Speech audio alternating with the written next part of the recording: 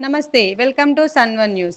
కేంద్ర ప్రభుత్వం కార్మికులపై అవలంబిస్తున్న వ్యతిరేక విధానాలను నిరసిస్తూ 4 లేబర్ కోడ్లను రద్దు చేయాలంటూ, ప్రభుత్వ రంగ సంస్థలను ప్రైవేట్ పరం చేయవద్దంటూ దేశవ్యాప్త ఒక్కో రోజు సార్వత్రిక సమ్మెలో భాగంగా భూపాల్పల్లి, సింగరేణి బొగ్గు గనుల్లో అత్యవసర సిబ్బంది మినహా విధులకు హాజరు కాకుండా స్వచ్ఛందంగా సమ్మెలో పాల్గొంటున్న సింగరేణి కార్మికులు. దీంతో భూపాల్పల్లిలోని డివిజన్లోని కాకతీయ బొగ్గు గనుల్లో నిలిచిపోయిన బొగ్గు ఉత్పత్తి.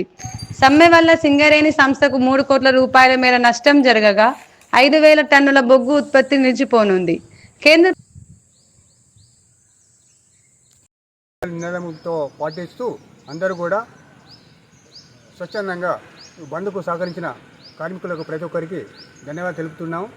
ఇట్లాగే మన హక్కుల్ని కాపాడుకోవడం కోసం ప్రతి ఒక్కరూ అర్థం చేసుకొని ఈ యొక్క సమ్మెలో భాగంగా అందరికీ కూడా ఇదే ఐక్యబద్ధంగా